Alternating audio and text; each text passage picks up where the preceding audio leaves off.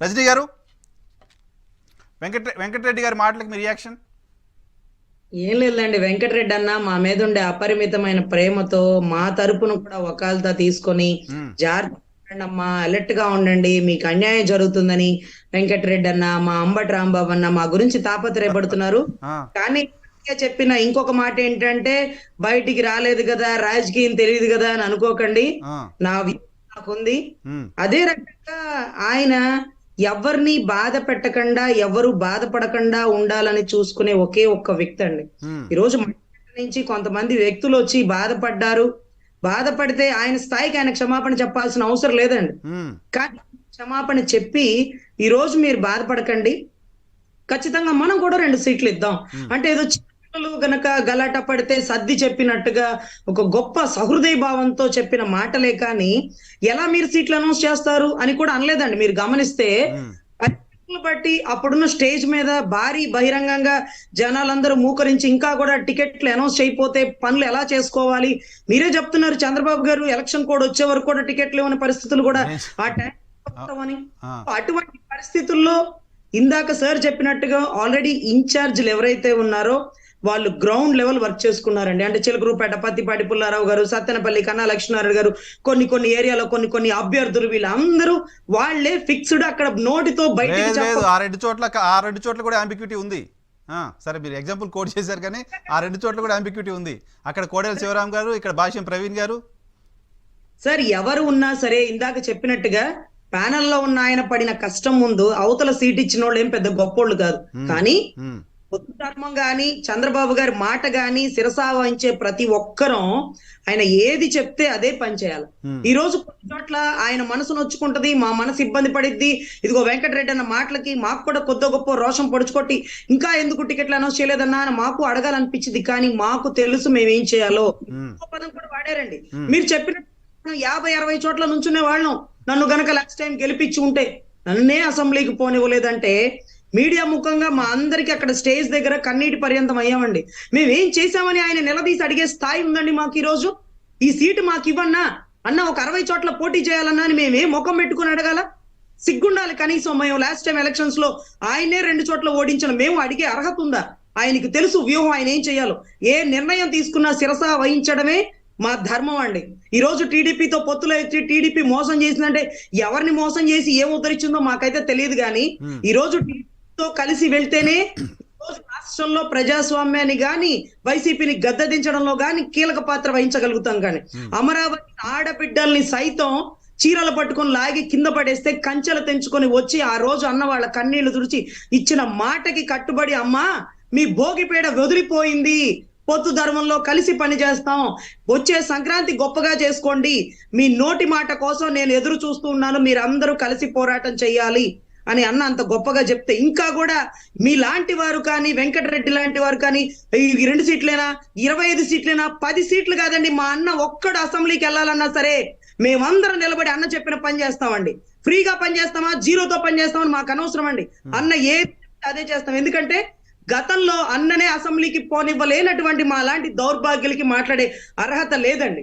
ఖచ్చితంగా చిత్తశుద్ధిగా ఆయన ఏం చెప్తే అదే చేస్తాం. ఆయనకి వ్యూహం తెలుసు. మా గౌరవాన్ని ఎక్కడ తగ్గనివ్వడు. తగ్గినా గానీ మేమేమన్నా ఆయన గౌరవాన్ని కాపాడావా? ఆయన ఏమన్నా గౌరవాన్ని కాపాడి ఆయన అసెంబ్లీలో కూర్చోబెట్టావా? లేదు కదా.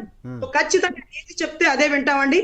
ఖచ్చితంగా జనసేన కూటమితో ప్రభుత్వం ఫామ్ అయింది. అన్న చెప్పిన మాటకి జన సైన్యం అంతా వెనకాలే ఉంటామండి. నేనేమనలేదు మీరు 2 పోటీ చేయాలని. మీరు నా పేరు కోట్ చేశారు. నేను ఎక్కడ మీరు 2 పోటీ చేస్తారా 3 పోటీ చేస్తారా నేను అనలే. నేను ఎప్పుడు అనను. నేను ఆ లైన్ ఇప్పుడు తీసుకోలే. ఎవరు ఎన్ని పోటీ చేస్తారో ఆ పార్టీ బలం, ఆ పార్టీ స్ట్రెంత్, ఆ పార్టీకి సంబంధించిన నాయకత్వ లక్షణాలు ఎక్కడ బలంగా ఉంటారో అక్కడ తీసుకుంటారు. మీరు 2 పోటీ చేయండి, 20 పోటీ చేయండి, 60 పోటీ చేయండి. మీరు 60 పోటీ చేయండి అని హరిరామ్ జోగే గారు కోరుకుంటున్నారు అని చాలాసార్లు కోట్ చేశా. నేను కోట్ చేయడం కాదు, ఆయన వెళ్ళి పవన్ కళ్యాణ్ గారికి కలిసి రిప్రజెంటేషన్ ఇచ్చి ఏ నియోజకవర్గాలు, ఎవరు అభ్యర్థులు, కులం ఏంటి, మతం ఏంటి అన్ని ఇచ్చొచ్చారు. ఓకే, అంతా విన్నారు కదా. మార్నింగ్ అంతా విన్నప్పుడు అన్నయ్య చెప్పిన ఒక మాట విన్నారు కదా. మీకు అసెంబ్లీకి పోనిచ్చారా? సరే నేను దాన్ని క్వశ్చన్ చేయడం కాదు, కానీ అసెంబ్లీకి పోనిచ్చారా అని ఆయన అడిగారు. 5 సంవత్సరాల క్రితం మాట రజనీ గారు అది. 5 సంవత్సరాల తర్వాత జనసేన ఓటు బ్యాంకు ఆ పర్టికులర్ మండపేట నియోజకవర్గంలో 18% నుంచి 28% పెరిగిందని పవన్ కళ్యాణ్ గారు చెప్తున్నారు. 6% ఓట్లు 7% ఓట్ల నుంచి ఈ రోజు 18% 17% మీరు వచ్చి ఉంటారు కదా. ఆ రోజు ఉన్నంత వీక్ గా జనసేన ఈ రోజు లేదు కదా. సరే వీక్ గా ఉన్నా లేకపోయినా ఆయన మాటను మేము గౌరవించాలా లేదా? డెఫినెట్ గా, వై నాట్, డెఫినెట్ గా మీరు పార్టీ అధ్యక్షుడు, ఆయన ఏం చెప్తే పోటీ చేయొద్దు మనం మద్దతు ఇవ్వాలంటే కూడా ఇవ్వాల్సిందే. 2014లో ఇచ్చారు కదా అట్లా. యా సార్, పొత్తు ధర్మంలో కలిసి ప్రయాణం ఎదుర్కోవాలి, కొన్ని గెలుచుకోవాలి సార్. యా. ఇప్పుడు క్షమాపణ బాధపడ్డారు కొంతమంది అన్నారు, కార్యకర్తలు బాధపడ్డారు, నేను క్షమాపణ చెప్తున్నాను పవన్ కళ్యాణ్ గారు అన్నారు. ఎవరు బాధ పెట్టింది సార్? బాధ పెట్టింది ఎవరు అంటే అలా సీట్ అలా అనౌన్స్ చేయకూడదేమో, అది ధర్మం కాదేమో అన్న ఉద్దేశంతో వాళ్ళు ఆయన వచ్చి కలిశారు. కలిసేప్పుడు వాళ్ళు బాధపడుతున్నారు.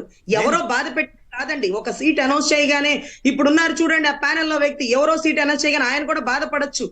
ఆయన బాధపడితే చంద్రబాబు వచ్చి ఆయనకి క్షమాపణ చెప్పరండి. చంద్రబాబు గారు వచ్చి అయ్యా నువ్వు తగ్గు, నువ్వు క్షమాపణ చెప్పరు. కానీ మనకి మనమే ఔదార్యంతో సార్ ఏది చెప్తే అదే వినాలి. పెద్దవాళ్ళు, వాళ్ళకి తెలుసు. ఈ వ్యూహంలో ప్రతి వ్యూహంలా ఈ రోజు వైసీపీ గోతికాడ నక్కలా కూర్చుంది, ఎప్పుడు దొరుకుతామా గొడవలు పెట్టాలని. సో ఖచ్చితంగా వ్యూహ ప్రణాళికలో ఒకరు బాధపడాలే కాదండి, ఇంకా చాలా మంది బాధపడాల్సి వస్తుంది. పవన్ కళ్యాణ్ గారు నారా లోకేష్ గారికి సంబంధించిన ప్రస్తావన కూడా తీసుకొచ్చారు. నారా లోకేష్ గారు అలా మాట్లాడితే కూడా నేను ఓపిక పట్టాను, నేను రెస్పాండ్ అవ్వలేదు అని.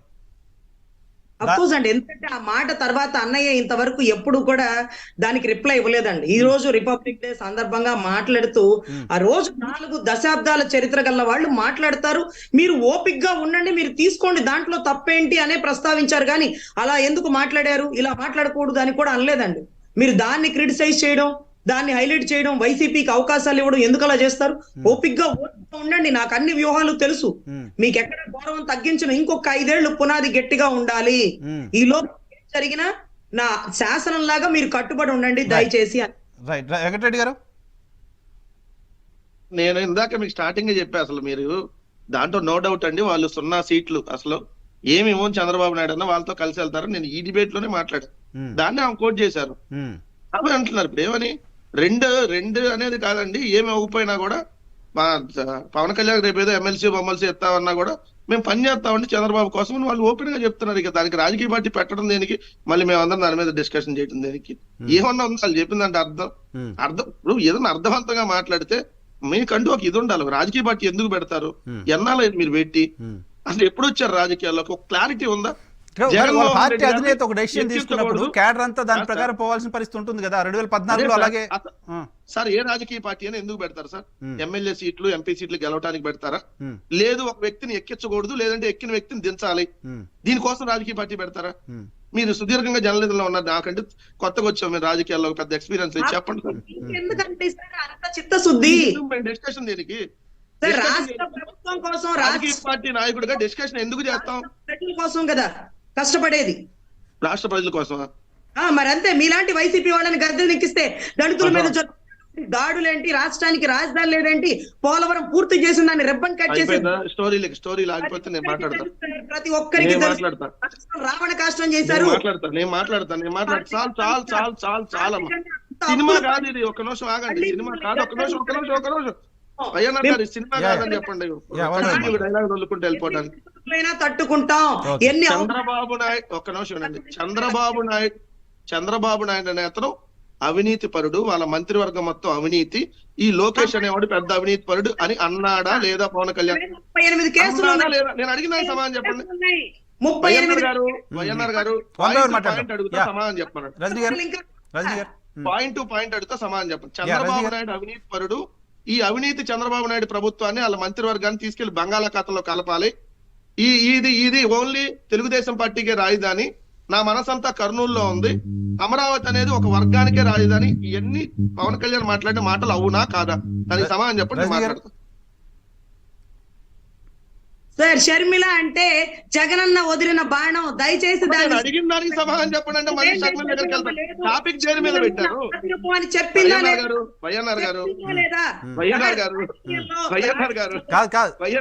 రాజకీయాలు మారుతూ ఉంటాయి కదా, ఇప్పుడు ఆ రోజు విమర్శ చేశారని అట్లే ఉంటారా?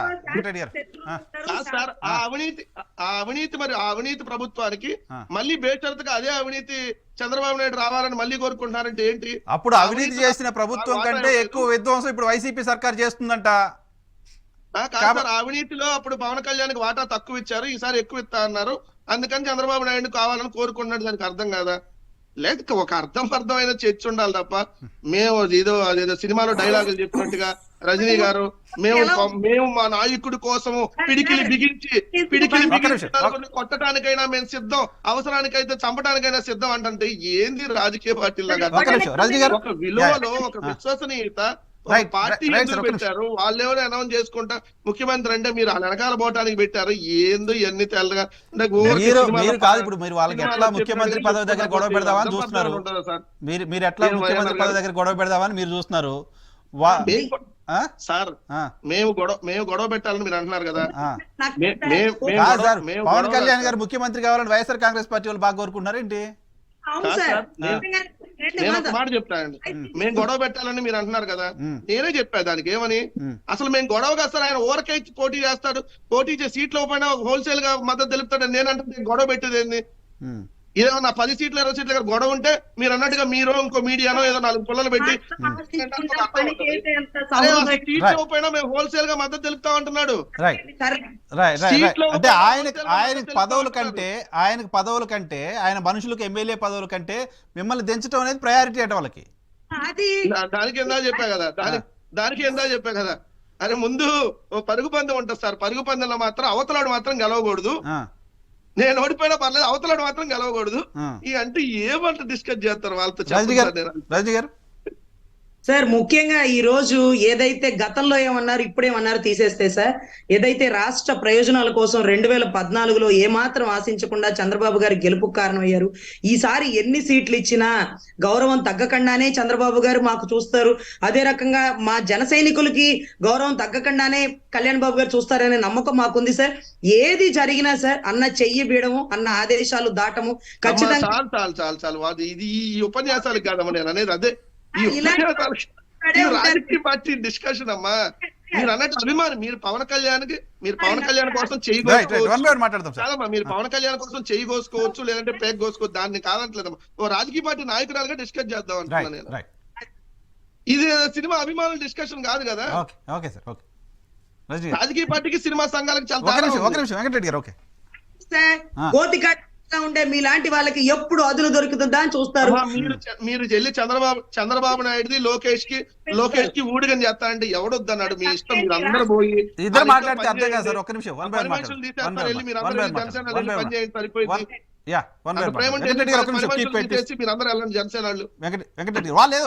పార్టీ వాళ్ళ ఇష్టం సార్. వాళ్ళ పార్టీ మేము సింపతి పొమ్మంటున్నాను, వాళ్ళ పార్టీ వాళ్ళ ఇష్టం పొమ్మంటున్నాను. నేను వద్దన్నా?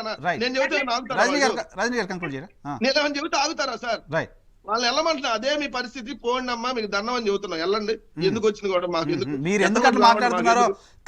బంగాళాఖాతంలో దూకుతాను, చంద్రబాబు నాయుడు దగ్గర దూకుతానంటేనో, లేకపోతే లోకేష్ దగ్గరికి వెళ్ళి లోకేష్ బండబూతులు తిట్టినా ఆయనకే పని చేస్తాం అంటే చేసుకోమని.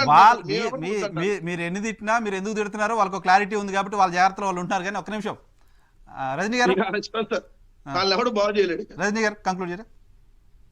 సార్, ఎన్ని తిట్లు తిన్నా ఇవాళ అన్న ఇంకొక మాట కూడా చెప్పారు సార్. ఇలాంటి వాళ్ళు ఎన్ని తిట్లు తిన్నా ఓర్పుగా ఉంటారమ్మా. ఎందుకంటే ఎన్ని తిట్టినా కూడా చంద్రబాబు నాయుడు కోసం పని చేయండి, వాళ్ళు కొట్టినా చంద్రబాబు నాయుడుతోనే సావండి అని చెప్పాడు. అంతేగా రజనీ గారు? చంద్రబాబు నాయుడు పవన్ కళ్యాణ్ తల్లిని తిట్టినా కూడా మీరు వెళ్ళి చంద్రబాబు నాయుడుకే పని చేయండి, జనసేన కార్యకర్తలు వెళ్ళి చంద్రబాబు నాయుడు కోసం పని చేయండి అని చెప్పాడు. అసలు నాకు అర్థం కాల. కనీసం దిమాగ్ మాట్లాడాలి. ఎందుకు మళ్ళీ నేను జట్టుగా మాట్లాడిస్తాను? సినిమా పిచ్ లో ఏం చేస్తున్నావు తెలియట్లా. సినిమా పిచ్ లో ఏం చేస్తున్నావు తెలియట్లా. సర్లేండి, వాళ్ళ అమ్మకి సొంత తల్లి విజయమ్మ పిచ్ లో ఏం చేస్తున్నారో మీకు తెలియట్లేదు. చెప్పారమ్మా, మేము ప్రజలు ఓట్లేస్తే అధికారంలోకి వచ్చాం చెప్తారు. అసలు ఏం పార్టీ మీద నాకు అర్థం కాలేదు. ప్రయోజనాలకు ఇద్దు గాని రాష్ట్రానికి ఇద్దు గాని తర్వాత మా రాజకీయ పార్టీ నడుపుతున్నారా? అసలు మీరు నడిపేది రాజకీయ పార్టీనే, ఇంకేదైనా నడుపుతున్నారా? రాష్ట్ర ప్రయోజనానికి పేరు రాజకీయ పార్టీ అయినా అంటున్నాను. చెల్లిని పోటీ చేయనివ్వలేదు. మీరు నడిపేది రాజకీయ పార్టీ అయినా ఇంకేదన్నా నడుపుతున్నారా? ప్రసాద్ గారు, క్లారిటీ ఉందా? రాష్ట్ర ప్రయోజనాల కోసం రాష్ట్ర ప్రయోజనాలు సోది